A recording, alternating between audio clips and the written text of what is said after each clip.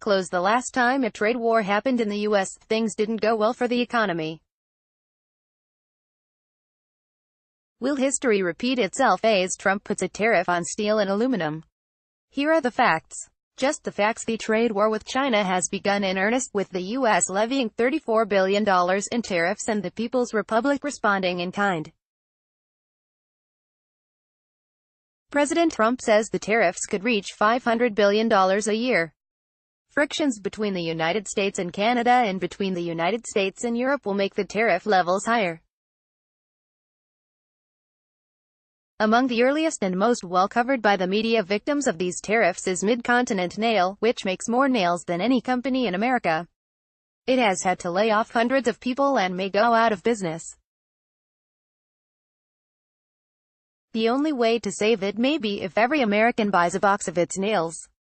The same will hold true for some other companies that will not be able to survive the costs for tariffs to their businesses. Mid-Continent Nail makes wire coil nails, among other types. A box of 600 of this type of nail costs $39.77 at Home Depot. The United States has about 125 million households. The purchase of one box of nails made by Mid-Continent Nail would cause an incredible rise in revenue. The problem is that since foreign tariffs have added so much to the cost of goods for Mid-Continent Nail, it still would not make money. Tariffs will wreck it no matter how large its sales are, at least in theory. As an aside, some number of low-income households cannot afford the $39.77, so the increase in revenue for Mid-Continent Nail gets eroded under the "every household buy a box of nails" plan. More analysis. Tariffs from China, U.S. have potential for $2 trillion trade war fallout. More economic disadvantages. 5 reasons we don't want a trade war with China. More. Trump launches $34 billion trade war in China, immediately fires back. Americans will need to buy a lot of pork as well. That is, if they want the pork industry to remain even modestly healthy. Pork Magazine reports, tariffs and other factors have created a significant decline in U.S.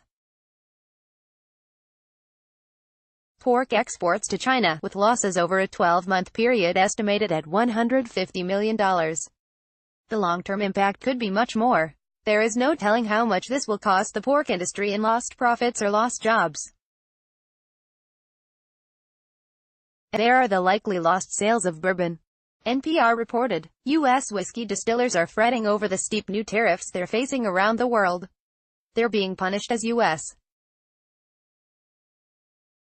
trading partners retaliate against the Trump administration's tariffs on steel and aluminum. Now, the distillers fear that a long boom in U.S. whiskey exports could be coming to an end. Kentucky bourbon has experienced a huge revival over the past decade, thanks in large part to U.S. trade initiatives that have opened up global markets, says Eric Gregory of the Kentucky Distillers Association. Many American households have members who don't drink. However, without an increase in bourbon sales, the industry is in trouble. U.S.